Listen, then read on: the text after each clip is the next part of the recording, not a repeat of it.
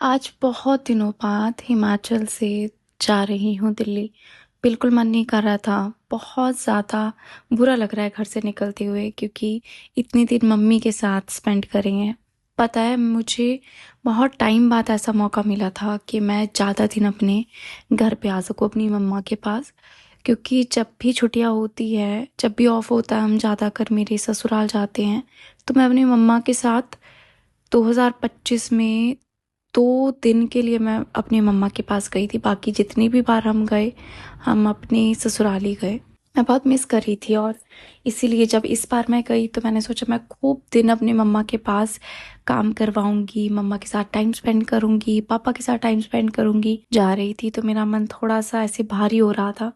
पता है, अपने साइड के पेड़ पौधे, बिल्डिंग, वहाँ का एरिया, हर चीज़ बहुत ज़्यादा पसंद है। अगर आप नोटिस करते होगे ना, तो मैं जो वीडियोस डालती हूँ अपनी साइड की, मुझे वाइब बहुत ज़्यादा पसंद है। और अभी कुछ एक न्यूज़ आई थी कि हमारी वहाँ एरिया में, मतलब थोड़ा सा दूर, हार्डली 5 के किलोमीटर, 5 किलोमीटर तो मैं ज़्यादा कह रही हूँ, हाँ 5 के किलोमीटर समझ लो, इतना सा दूर, वहाँ पे एक जंगल में, जिस टाइम मैं आ रही हूँ उस टाइम की ये बात थी कि वहाँ पे एक जंगल में 2 डेड बॉडीज मिली है, एक लड़के की और एक लड़की की। जो लड़की है, उसने हेलमेट पहन रखा था, और अ, ऐसे एक जंगल जैसे में उसका शायद गला घोट के उसको मार दिया है, या क्या हुआ है पता नहीं। तो सुन के बहुत ज़्यादा अजीब लग रहा था। और जिस एरिया में ये चीज़ें हुई है, उस साइड हम जंगल में घास वगैरह लेने जाया करते थे।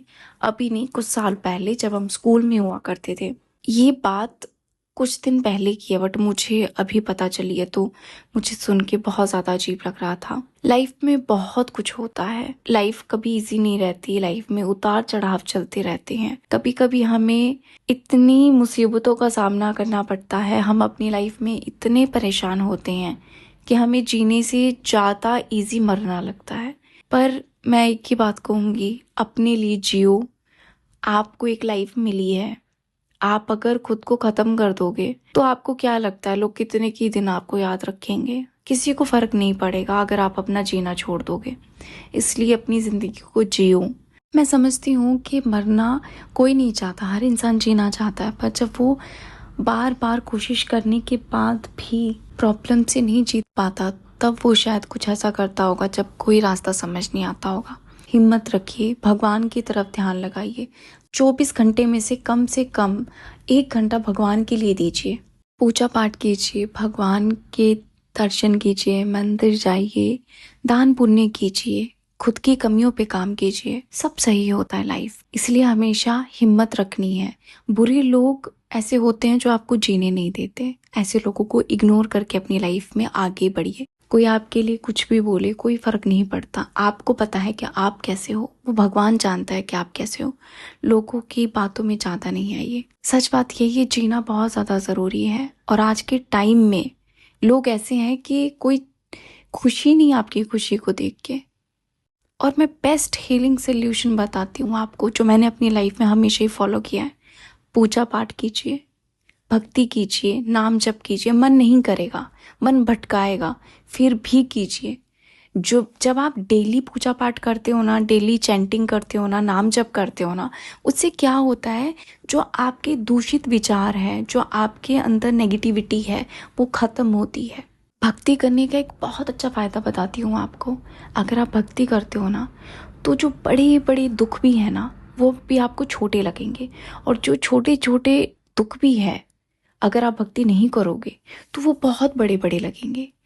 हर प्रॉब्लम का सल्यूशन भगवान है। भगवान की शरण में जाओ, ये पक्की बात है, वो सब संभाल लेते हैं।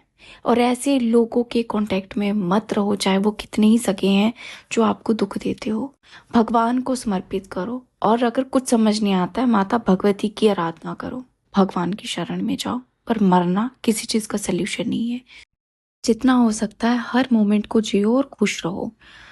और आई विश आप सब खुश रहें, आपकी लाइफ में खूब बरकत हो, भगवान आपकी लाइफ में खूब खुशियां दे। बस कभी भी दुखी हो तो भगवान की तरफ ध्यान लगाना, कभी कुछ गलत नहीं करना यार, के खुद को हार्म नहीं करना। ठीक है। और अब हम पहुंच गए हैं दिल्ली। दिल्ली के हाईवे देखो कितने मस्त लग रहे हैं, फ्लाईओवर कितने मस्त लग रहे हैं, है ना। तो हम पहुंच गए हैं दिल्ली। दिल्ली से अब हमें मेट्रो लेके पहुंचना है घर के लिए।